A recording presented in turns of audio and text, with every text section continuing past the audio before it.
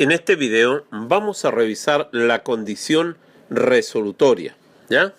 Aspecto habitualmente consultado, esto se ve en el capítulo de las obligaciones, está de más que lo diga, ¿ya? Fundamentalmente, uno de los temas críticos es la condición resolutoria. ¿Qué vamos a entender por condición resolutoria?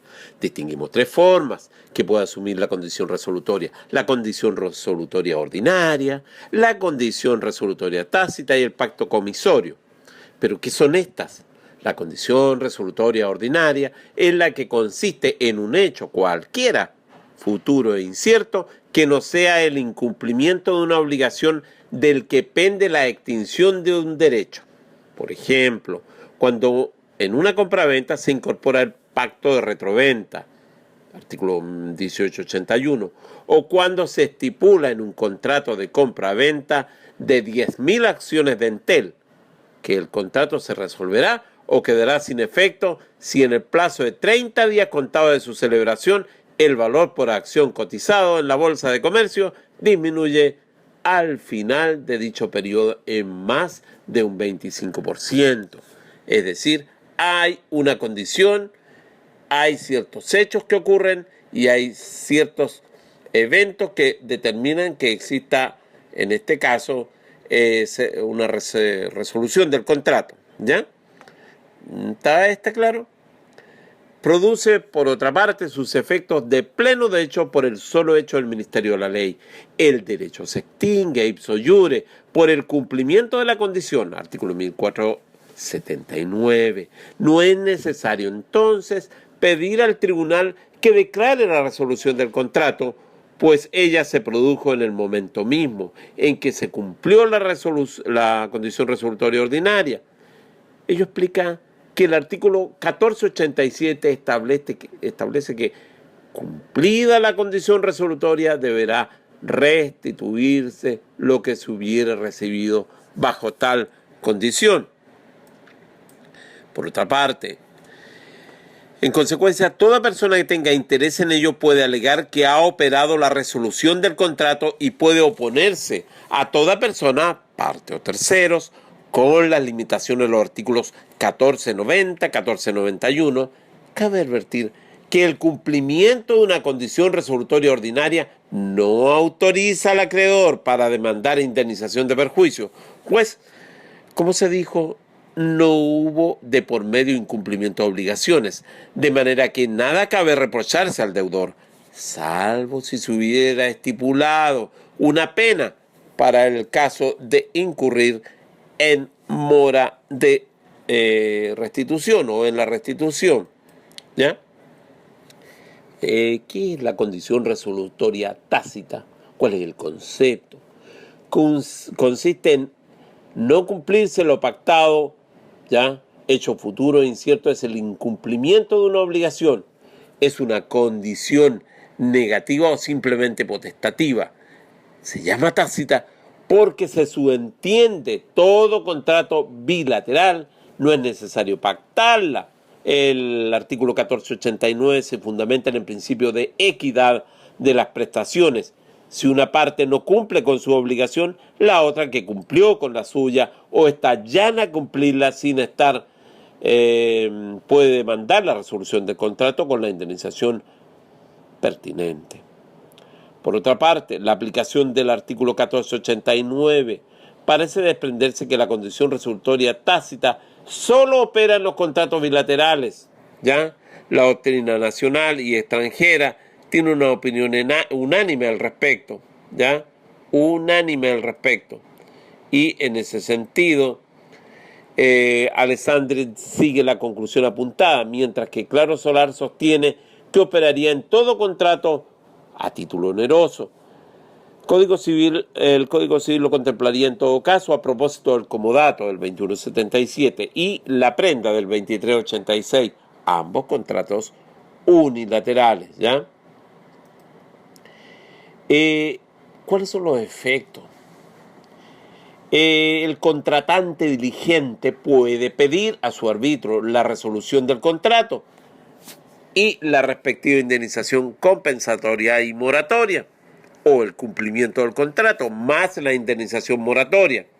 en uno u otro caso, puede además pedir que se le indemnicen los perjuicios en la forma indicada. Sin embargo, la condición resolutoria tácita no opera de pleno derecho, ¿ya? No opera de pleno derecho, no produce de pleno derecho la resolución del contrato. En efecto, el derecho de pedir la resolución del contrato es un beneficio que la ley otorga al contratante diligente. Dueño es de renunciar a él para optar, en cambio, por exigir el fiel cumplimiento del contrato. Por lo demás, si el contratante diligente puede exigir el cumplimiento del contrato, es precisamente porque se encuentra vigente, no ha operado su condición por el solo incumplimiento, ¿ya? Aspecto no menos importante. La opción que otorga el 1489 debe hacerse por medio de una demanda judicial. En efecto, si el contratante diligente opta por pedir la resolución del contrato, debe interponer una acción resolutoria. Así se desprende de diversas disposiciones del 1489, de 1873, 74, 1878 y 1879. No basta, sin embargo, para demandar el solo incumplimiento del contrato. Debe tratarse de un incumplimiento imputable, es decir, que el demandado se encuentre en mora de cumplir. En efecto, requisito necesario para extinguir la indemnización de perjuicio es que el deudor esté en mora, ¿ya? Es un requisito necesario para exigirla, ¿ya? La indemnización de perjuicio es que el deudor, como digo, debe estar en mora. Si la obligación es positiva, artículo 1557, así queda de manifiesto el artículo 1826, 1873, 2101, ¿ya? Si la obligación es negativa, basta la sola contravención, ¿ya? El que demanda debe ser contratante diligente. El que ha cumplido o está llano a cumplir con su obligación debe tener esto presente.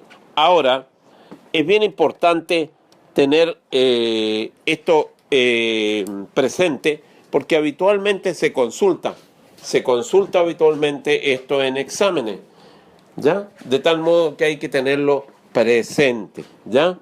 Entonces, como decíamos, de lo contrario la contraparte no estaría en mora, del artículo 1552, y el demandado podría oponer excepción de contrato no cumplido, ¿ya?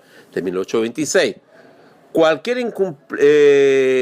incumplimiento, por insignificante que fuera, faculta al contratante diligente para demandar la resolución del contrato.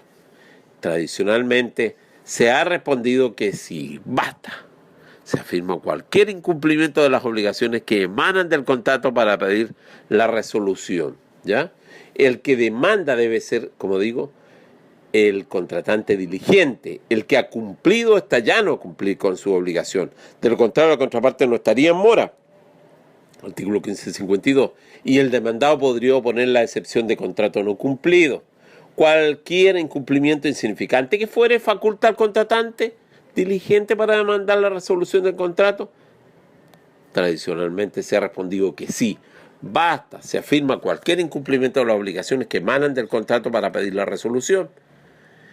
Ahora, carece de importancia la magnitud de la infracción y la importancia de la obligación infringida. Excepcionalmente, la ley considera la magnitud de la infracción en el arrendamiento y en la compraventa. En esas fundamentalmente, la ley lo considera en estos dos aspectos, en el contrato de arrendamiento, 1939, 1972 y 1979, y en la compraventa, cuando se trata de una cosa que no existía al momento de la celebración del contrato, artículo 1814, en evicción parcial, artículo 1852, y tratándose de los vicios reivindicatorios, del artículo 1888, y en el usufructo, 809. De esta manera, dos serían los principales argumentos en que se funda esta primera doctrina. Argumento de la no distinción, el legislador no distinguiría en el artículo 1489 entre obligaciones principales o secundarias, o más importantes y menos importantes. Y por otra parte, el argumento a contrario sensu, si el legislador considera la magnitud de la infracción en ciertos casos, como lo recién indicado, es porque por regla general tal exigencia no debe cumplirse, ¿ya? ¿Cuáles son los efectos de la condición resolutoria? ¿Cuáles son los efectos? ¿Ya? No menos importante, los efectos de la condición resolutoria como cuestión inicial, cabe indicar que los efectos son los mismos para cualquier clase de condición resolutoria. En segundo lugar, al igual que tratándose de la condición suspensiva, hay que distinguir si la condición resolutoria se encuentra pendiente, fallida o cumplida.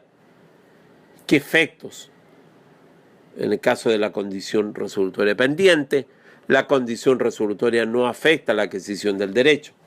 La obligación produce sus efectos como si fuera pura y simple, pero existe incertidumbre acerca si ese derecho vivirá permanentemente o se extinguirá al verificarse la condición. Así, por ejemplo, se celebra un contrato de compraventa de un inmueble y se paga parte del precio al contado, estipulándose que el saldo será pagado en el plazo de 3 meses. ¿Ya? Y créanme que eso se da.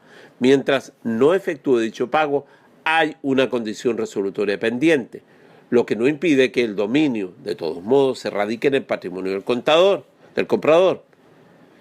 Consecuencia de lo anterior, el acreedor puede demandar el inmediato cumplimiento de la obligación, o sea, el comprador puede exigir al vendedor que cumpla la obligación de entregar la cosa vendida.